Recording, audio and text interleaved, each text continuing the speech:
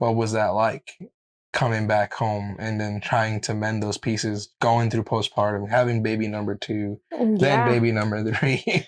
Then baby number 4. Yeah. I think it was just the biggest of just, I think what broke me was essentially being back in my in-laws' house by myself with my baby in a room. And I'm like, this is where I'm at. Like, this is where I'm at. And then having to like leave my baby to go to work like a long shift essentially for the next like pretty much next months essentially, and just make that work and make that happen, but yet still like falling into the same like holes of like not being able to financially like manage money right. Yeah. And that just like when you don't financially have a good grasp of how to manage your money, man, marriage just gets sticky and it gets harder and it can get It can ugly. become a very quick blame game. It can, yeah, absolutely. And it just makes things very hard, like, and stressful. It's that added pressure on you. Like, well, this isn't getting paid and this isn't paid and we don't have money for this and what are we going to do? And it becomes like that unnecessary pressure. But when you it becomes tense. But when you start having those systems in place, like we finally have figured it out, it almost like has taken off where you can have that safety net under you. You're like, well, something will catch me, because we've been to a place where nothing did catch us and we've fallen straight to our face. And broke some teeth, And so and even in then, y'all, even in the tough moments, there was commitment. I'm committed to you. You're committed to me. I'm not going to let this horrible time put us both in a horrible place. I'm not going to, like, not once, you're the reason, blah, blah, blah. No, like, never. Never was pointing of fingers, because I feel like, I think Jesus was that wall for both of us. Yeah. It's like, this is a line I'm not going to cross, where I start to lose that respect. Yeah, I never wanted to cross that line where it was spitting out words out of anger or frustration, because I couldn't take that back. And I've seen that so much happen in my own family that I was like, I don't want that to be the thing, because I can't take that back. And so for me, it was that line. I was like, I don't ever want to say something out of my bitterness. Yeah, a lot of walking away. A lot of silences, a lot silent car sighs, rides, and just the pivot and because all. knees to the window. Knees to the windows, looking at the rain. Since you've been gone. So yeah, it was a lot of that, but well, I thank you, my good person, for going through that with me. It's a good business transaction. I got 4 kids out of it. I'm done. Yeah, we're done. We're done with the kids. If y'all are wondering, we're done with the kids. 4 kids. I'm done. We're good. But carrying us into a lighter piece of of what we want to talk about. A lot about our marriage, a lot about our journey. Still not everything that's gone through in our lives, but a good chunk. A good chunk. So met Jesus. Jesus brought us together as a couple, went through our trials, gone through our situations, came out of them with breakthrough, with maturity, with growth. Yes, big word on growth. We touched a little bit about how we were financially unstable. We were both emotionally very much immature, and we were both coming from hurt places. Yeah. Although being one unit. And it could be a whole podcast in itself talking about the pain that would ripple into later on in, even with our kids and things like that, and making sure that the kids never felt as if though they were a burden to our marriage. And we've made sure that was a priority, because being both raised from different backgrounds in different ways, like we both knew in our own way what that could be like to feel as if though you're the burden in a marriage, or you're the burden in a family. And so I kind of want to take us into what is it like for you? Godly woman. Oh gosh. Godly woman, God-fearing woman, trying to make it out here as a mom. As a mom. Yeah, the world is full of so many things. What do you do as a mom to keep not just yourself in check, but to keep your family in check? So that includes me and the kids. What do you do to keep us centered and grounded in the foundation that is Jesus? It wasn't until I got into Richmond that like having that importance of just like making sure not only is the family like fed, like are y'all physically good, like are y'all emotionally okay, you know, because everyone was still so little and we're still trying to figure things out, that it was just like trying to keep my own sanity in check and just like, are we all okay? Like how are the vibes here? Yeah. Are we good? It wasn't till like finally getting every pregnancy trying to get back into a routine of like, oh my gosh, I'm coming back to the surface to catch my breath Yeah. again, you know? Can you speak a little bit on that? Like postpartum blues was definitely a very real thing. Yeah. On my, like, being on the receiving side of that, Yeah, it was I'm very sure. real to see you go through that. Mm. What was that like for you? Like, how did your faith have anything to do with like coming out of that kind of those dark places? Or like what was that journey like? What was that experience like for you? Yeah, I wish I could have been like, man, oh yeah, I stuck to my devotional every day and the Lord got me through it. And I Right. was just like, oh, Pancakes and Jesus. rainbows, like, I never shed a tear and I never Mm, felt lonely, even though being surrounded by so many people, like, no, that wasn't unfortunately my case. And not that I'm saying that like the Lord can't get you or get you through it, you know, like, mm, no. But for me, in my case, like, it was a very real lonely place. It was just a lot of emotions, a lot of just hormones, a lot of just feeling like insufficient in mm. a lot of areas of just motherhood, of just being a wife. Always like in the area of just being a mom, or it's just like I'm not doing enough, it's not enough, or it'll never be enough, or like just like the anxiety was just unbearable at times, especially the first 6 months of every child was the worst with Nilo, the least with with EJ, but But it think about the time placements of that too, you know, like yeah. positions of where we were with Nilo versus where we are now with EJ. I feel like there well was probably a big shift, no? Well, yes, but I also leaned into being more distracted Mm. with the anxiety of just like, I don't got time to be anxious right now. I ain't got time to think that my Shutting it child down. is gonna fall off the Yeah. cliff and roll down, you know, like all of the tragic things. Like, I don't have time for this. Like, Yeah. I choose not to have time for this right now. And it was just, it was hard for me because with Nilo, I couldn't verbalize. It was hard for me to even be in touch with myself of like how I was feeling. Yeah. Like, what are these feelings? What are these emotions? Like, I've never experienced them. I never experienced such loneliness. I've never felt such insufficiency when Mm. all I had to rely is on myself, you know, or Very my independent. very Yeah. independent. And then now being the source of this child's world, like I have to be the one to provide, or I have to, like, you know, all of these things needed from me was just a lot.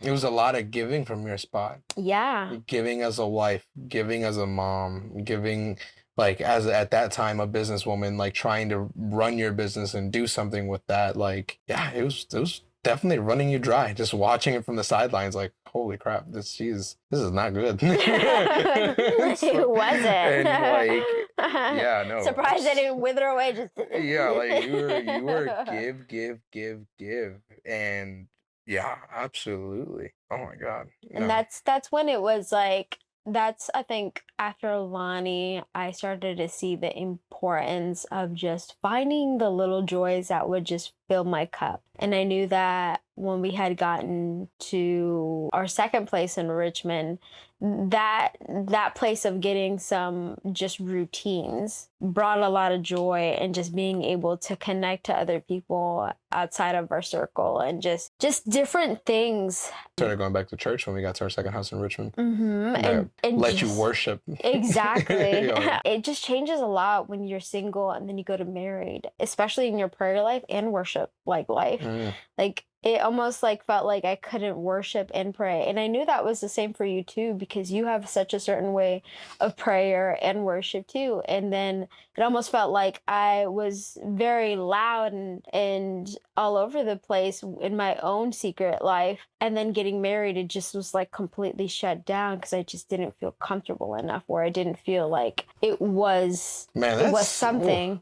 And That's such a huge thing. Oh my God. Yeah, you're completely right. Like, how I prayed in my secret when we were single and not living together versus how I pray in my secret now. Oh my God. Yeah, it has changed a lot. A lot. Not because for me, I had no problem praying the same type of way in front of you, but it almost was like, I can't say the things I want to say to Jesus like I want to say in front of you. Like, like that's what it was for me. Like, truly. Like, I'm not, like, she put a little too much salt in that broccoli, Jesus. Like, I'm not gonna say that in front of her. Like, you know, Oh, really? like, you know, Now? things like that. And so, like, absolutely. I don't think it was more so that I felt like I couldn't. I just felt like I couldn't be as vulnerable as I wanted. And when I prayed, it was the same thing. The same logic when I was at church. I'm not gonna throw myself like a child throwing a tantrum on the floor like I do in prayer in front of the church. Like, that's, take me out. And so it definitely, yeah, it changed a lot for me. And like you said, routine brought order, because it wasn't me. Like, I didn't do anything about that. Like, I'm gonna tell you now, when the Bible says you're the head and she's like, following you, no, shut up. You are not the head. You are, if anything, you are the shell. And there's a brain in there. Like, it was very much for me, like, it took a lot of listening to what you were saying. It really did.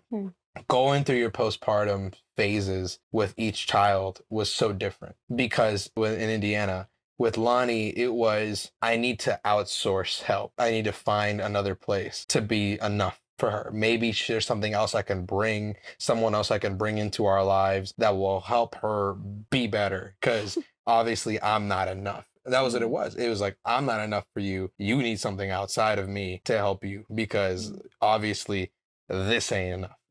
How could it not be? So, And then when we got to Richmond, it was something that I remember we talked about a long time ago. And when we got to Richmond, the first thing I remember saying to you was, you have what you wanted for a long time now. Now what? It was, you wanted a house, you wanted your space. We have your space. We have your house. Now what? Like, what other excuse could you make to not be happy? And then after having that conversation, it was like a double-edged sword, because me saying that to you and still commuting back and forth from Northern Virginia to Richmond, I kept finding myself asking myself the question, you have what you want now. Now what? What's going to stop you from going back to your secret place and praying like you used to? What's stopping you from going and working in ministry and doing what you used to do in ministry? And having that in my ear from everyone else around me. Why aren't you going to churches, Alex? Why aren't you preaching, Alex? Why aren't you doing this, Alex? Like, why? And I was really starting to get a grasp again on intimacy with the Lord. It really did. It was that I'm not with my wife as much. My family is good. My family is secure. There's peace at home. Now it's about me going to the Lord and getting my fill to pour out into my family. Absolutely. And it started just like that. Yeah. And when I started to get distracted again, I lose my job. I'm like, great, cool, fantastic. Lost my job, and I caught myself. I won't forget it. I caught myself because I was getting filled. I wasn't that same empty cup. I was getting filled. And then the trial came, and I remember being at peace. I'm like, this hurts. This sucks, but God's got us. We're not going to go through the same thing we went through in Indiana this time. We're not going through the same cycle again. And I remember that being I am not going to go through what I went through before somewhere else. We're going to be okay. We're going to be okay. My foundation is set. I am going to be okay. And I remember we were both like, it was like a moment of jitter, like, okay, we're good. We're good, you know? And so, oh man, yeah, like you're right though. Secret places in marriage do change. And I think even now, what I desire for our family is to be intimate together, but also to have intimacies individually. And I feel like that's what I have now. Like, I have my prayer space. I have my place where I can go scream and shout and do what I need to do. Must be nice. Yeah, right. Whatever. And so, like, it helps me. And it also having routine, going to church, putting myself in a place where I am disconnected from where what we have going on everywhere else. And it's like, although this might not be what I want to be at, I have a place where I can go and just be with God. I have a place where I can go and just distance myself from reality, I guess. And so, you're such a good mom. Whatever. You're such a good mom. No. Yo, she's being No. modest. She is such a good mom. And so, what would you say to yourself now if you were looking back at yourself going through postpartum, going through what the season we went through? What would you say to yourself then? What would you say to yourself then? You're looking in a mirror into the past. You're looking at yourself. What advice would you say would be most helpful for someone going through that right now? My advice, or the words that I would say for any struggling mom, whether that's the first baby, the sixth baby, or any baby after postpartum, whether you're dealing with the depression or the anxiety, is to try to always communicate. As hard as it is, it's okay to ask for help. It's okay to ask for help. It doesn't deem you any less of a good mom. It doesn't make you any less of a person or worth or anything that could be related to that. But asking for help is okay, and not being okay is also okay. And being able to verbalize like, hey, I'm not doing okay, and even being like, I don't know why, is more than like I could have said with my first child. Because I couldn't even say that. I couldn't even formulate those words. Like, no, I'm not okay. X, Y, and Z is happening. You know, like, those aren't sentences that I could even utter with after my first child. So the fact that you could potentially recognize that you are in need and you have someone around you to help you, whether that is a mom, whether that is a friend from church, is that another friend, a mom figure, a dad figure, someone in your life, and you need help, then ask for it. Like, step out. Yeah. And ask not only for yourself, for your baby too, you know, for your family. And I wish I could have learned easier for myself, just being like, it's okay to get that help. Yeah. And it's okay to like, to not be okay. Absolutely. And communicate that. Because it took me a long time to like get there. It took me a long time to even recognize and identify my own feelings, unfortunately. But now I can be like, no, not okay.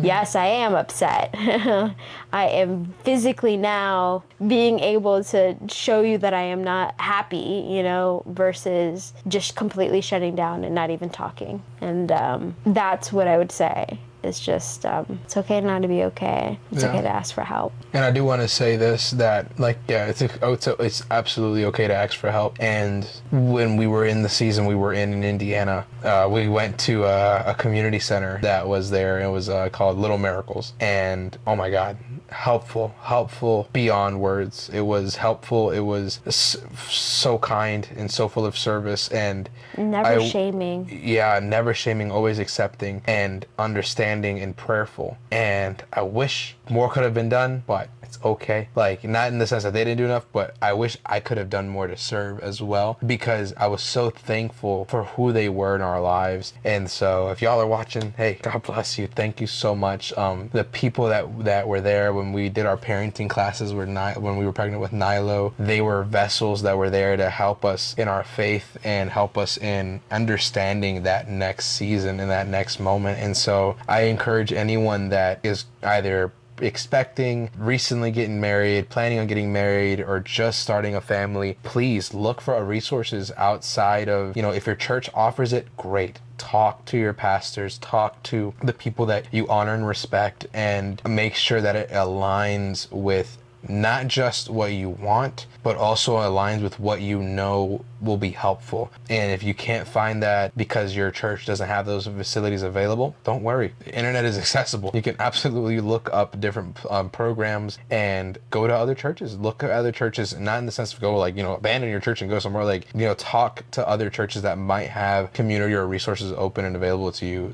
Please get the help you need, get the support you can get, and the help that you need, especially those that are, single parents dealing and growing and, raising families and dealing with all that. You're not alone, and our inbox is open for you guys. If you want a prayer request or a question or something we can help you and serve with to you and give you in service, please feel free to let us know in our inbox. Amen. So there's that. So you a business lady, you being blessed, you got money's coming, you got things moving. How did you do that? Tell me, please. How do I, a plebe, a poor man, get the monies you was getting? Explain to me. Where you get this money? Is it tithing? Is it offerings? Did you pay Jesus something? What did you do? Yes, I paid Jesus. What did you do? How did this is now, for y'all that don't know, Ash had a photography business, Osun Sun Studios. That was great. Photography, newborn photography, bared fruit, serviced many people. Yeah. Awesome. Passions developed, changed. You wanted to go back to school. You realized that was not for you. I'm trying to give y'all a synopsis of what happened. Yeah. Okay, this is years in happening. Okay, I was there for free. He's seen these things. So I saw you with your first business. I saw wedding photography side of it. We were contracted. Well, yeah, we the were babies, doing that. you saw the babies. You saw go from the hospital to actual people's homes, the babies, and the joy it brought me. Then to the pre-baby making process, to the capturing the weddings. To capturing the weddings, to then being burnt out of weddings and being like, I need to take a break. Because we were doing lots. To streamer, let's not forget that. From YouTuber to streamer to back to semi-YouTube to nothing, and then now re-emerging as an editor and helping other people with their content like she is here. In all of this, your passion for what you do has never in any way diminished. You've always been passionate. You've always been super gung-ho about everything. As your husband, I support you. As your husband, I don't always have faith in your ideas when you first have them. Because as your husband, I feel like if I just say yes to everything you want to do, we could be broke. But I make it. Yeah, exactly. So you're like, whoa. It's always good to have a skeptic, of course, amongst you. Oh, absolutely. And so I absolutely and I appreciate that because growing up, my father was a skeptic, and there was a very certain direction of life that I wanted to achieve. Yeah. In terms of just like, this is my ducks and this is how I'll get there. And then Jesus like, no. That was nice. That was a good thought. Get that out of here, and it was just like, whoa. Yeah. And so to get to this point, I knew that I had to have a plan. I was like, Jesus, does this align to your will? Is this something that I could, in service to your kingdom, can I help in some sort of way? And as my passions from early 2000s of YouTube and editing now surfacing now in 2022 and 2021, being able to be like, wow, that passion has never faded away. And at the core of it all was to help people. Yeah. Because I have a very servant's heart. I want to help others. If I have the knowledge and I have the resources, like, why not? Well, why not? Exactly. And so to get to this point, I absolutely appreciate you having a skeptic heart because it allowed me to be sure of myself myself and my ideas and my confidence, instead of just being like, well, yeah, he's right. It's probably a dumb idea and I'll never try it. Yeah. And I'll I never never said do that, it. by the way. Never said anything was a dumb idea. Just to clarify. Okay, never did that. I was always supportive. I was just always playing, what is it, devil's advocate. Yeah, absolutely. I was always there first, all right? Like, it was more so for me hearing your ideas And being and like, seeing how? the highs and lows of your ambition. Right. It always drew me to wanting to understand, mainly, is this just something you like, or is this something that you want to do? Right. A big thing for me was nursing school. You wanted to be a nurse. It was a dream that you had. Didn't go the way that you wanted the first time. Time went on. You came back to the idea of going back to it and having that conversation of being like, should I do this? It'll bring in income. Yeah, What was that like for you? Like, what was that like? What was your mind in that My season? mind was definitely, this could bring in money and we're struggling. And although I liked helping people in that aspect, that's why it drew me towards it. Nursing school is hard. Yeah. And the Thank concepts. you, nurses. Thank for you. everything you do. Yeah. You guys are amazing. Thank you, doctors, because seriously. Y'all are ridiculous. Y'all need to have patience. 12 hours of a book. Jesus. Oh my Jesus. The concepts just did not light me up inside. Yeah. And light and send me tingles. No. Yeah. Passion over convenience. It was a lot of work, and it wasn't that I wasn't willing to do the work. It just felt like I wasn't smart enough to get it in there. And so I was like, instead of just constantly feeling insufficient and stressed, I was like, I have to let this go, because it's not. Okay. It's not gonna happen. That's good to know. And then I guess what I really want to kind of get into is when it comes to, obviously your business is running, your business is afloat, your ideas were there. You said that you brought it up to the Lord and you kind of prayed on it a little bit and you were like, Jesus, is this something viable? Is this not viable? Right. Will this bring you honor and glory and all that good stuff? What would you say would be a good checklist to have? Like when it comes to, like, a lot of people can't hear God the way you hear God. So what would you say? I hear God? What? What would you say is... You hear God. I don't hear God. Hello. No, but what would you say is a good checklist to have for anyone that's probably starting a business or in search to start a business? What would be a good checklist or a good thing to say in prayer? Like in prayer, yeah. Like what would you say? The biggest, like, probably, I'll keep it short in terms of like 3 things. If you're thinking about starting a business, or if you want to dabble into that of just like freelancing or anything like of that, is your why. Why are you doing it? Why do you want to pursue this? For what reason? Why? Is it something that you're passionate about? And even when that passion runs out, are you still going to enjoy doing it? And third of all, are you willing to, if at the end of the day, lay that down and walk away from it? And I think for me, the reason why I say that is because everything that I have and everything that I've so-called have built is not mine. It was given to me. I was just essentially the manager of it. I was able to not even orchestrate it. I may have put in the time and I may have done the work, but those opportunities didn't always just open up. And every step that I've taken, they have been just somehow supported. And so for me, at the end of the day, if Jesus were to take it all away, I'd have to be like, okay, all right. If you had the young rich man moment, you want to follow me, great. Sell everything you have, it wouldn't hurt. It would hurt, but if he said to do it, I'd do it. Because he gave it to me, who am I to then keep it? So for me, that's why I'm so passionate about being able to help other people, because if he's able to bless through it, how much more am I going to be able to just be like, okay, then you get some, go help others, go help others, go help others, go help others. Dispenser, how much? that's what that's what we have to be, very much so. Absolutely, we have to be the dispensary, just like, take it all, go, quick, and then, you know, before it runs out, exactly. you know. Get your fill, go,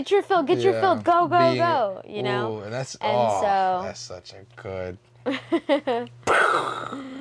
being the well, being a well. And having that spring in you to bring forth fruits, and that's so good. because I'm sorry. I'm always thinking about Bible references, and that's just such a good one. Oh, so good. So those three things, at the end of the day, would you be okay with like Letting go. letting go? Man. And I felt like that's what I had to do for my first one, but I wasn't mature enough to understand what he was trying to do or what he was going to prepare me to do. Yeah. I wasn't ready for that yet. And so this time around I was like, okay, I'm gonna start off. This is all you. I'm gonna lay down the groundwork. I'm gonna lay it all down. I'm gonna prepare the land for you to sow the seeds. And yes, you're gonna help me grow it and take the time and to nurture it and to just like keep working at it, because having a business isn't always what social media makes it out to seem like. You can probably see all the things and awesome things I'm doing, but you don't see behind the scenes. Like the only people who get to see that is my family. Yeah. And no one else gets to see that, you know, unless those who work very closely with me. And that's the life of an entrepreneur. That's the life of someone who is running that. So it can be done. It can be done. It can be done. You can love Jesus and make money. Yes, you can. You absolutely can, and he'll bless it. Oh, he will. Steward it well. But you need to be very focused on Jesus. And I'm not saying that I'm the most focused, but that needs to be the forefront and not money. Because money, as we have learned, for a rich man to get into heaven. Will magnify who you are. And if your ambitions are just to get more and more and more and more and more money, it'll never be enough for you. Yeah. It'll never be enough. But if your intentions are to... Where's your foundation at? Where's your foundation? Yeah. What are your intentions? What are your passions? That's so good. But it can be done. It can be done. You just... What kind of vessel do you want to be? Preach. Go ahead. Go ahead, let it out. Let it out. I know you've been itching to preach. Go ahead. No. Let it out. I'm here. I'm done. I'll grab my notebook. Man. It can be done. Wow. It's just tough. It's hard. It takes sacrifice. Man, so this is going to be multiple episodes right here. I'm going to tell you what, this is a loaded conversation. I love talking to you. It's like I should marry you or something. Man, I'm shocked. Like, I am definitely shocked every time when I hear, and for y'all don't know, I'm not a very grandioso emotions. I'm not very big on woohoo, like all that hype and stuff like that. I've always been, yes, go ahead. Yeah. I'm very much a like short person to exclaim joy. Just the way the Lord made me. Opposite of me. Yeah. So I don't know what it is, but I do know that whenever I hear about the good things that happen in your business life and being firsthand able to experience the goodness that you offer as a wife and as a mom, it always brings me so much joy, because I know that it wasn't easy to get there and it wasn't easy to achieve those things.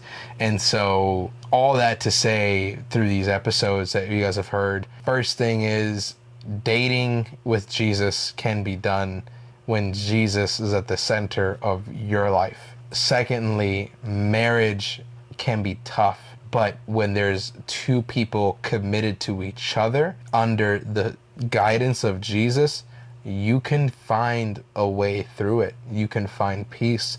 You can find joy. You can see all the things God intended marriage to be when you put that marriage in God's hands and die to the flesh, die to your own self, deny yourself is what the Lord calls us to do. To follow Jesus is to deny yourself. And lastly, you can have money and Jesus is not a bad thing. God has called you to be blessed and highly flavored. He is the owner of all the riches of existence and that and more. Your God created everything that you are and everything that you can be. And so why would he not want you to be blessed? That makes no sense. There's no Christian that should be poor when the goodness of your Father is there. Although for everyone it might look different. You might not have the mansion or the estate. You might just have a rinky-dink hut, and that's okay. The joy does not come from the things. The joy comes from the Lord, and He is our strength. And I wish we could talk more and more and more, but technology doesn't allow it. Because there's so much I would love to talk to you about and other things. But if you guys enjoy this episode, please hit that review button, write us a review. Don't forget to subscribe, follow, add, whatever it is that your platform where you're listening to the podcast is. Hit that button. Please go to our website at simplysaidseries.com and write us in if there's any questions or concerns or anything that you want. Even if it's just prayer or some advice or guidance, we are open. We are by no means professionals, so don't think we're professionals. We are not professionals, but we do love Jesus. And we will pray with you. We will pray for you, and we will answer any questions as candidly as we possibly can. So, my love, my wife, thank you so much for doing this with me. And thank you so much for editing the podcast. We need your services direly, madam, please. So where can they find you? What can they do to support your cause and your business here? Yeah, please. Yeah, you can find me at if you're interested in all the family things and catching up, you can find me at GollyGEEashley on social media, which is GollyGEEashley. And then anything editing wise is just business wise is GGA Edits, and that can be found on social media if you just type it in Google. Find me on my website, gollygeeashley.com. I'm there, here to serve, here to help in any way. If you're a content creator or need help in consulting or any of that area, I'm here to help. Your churches, if your church needs some help with developing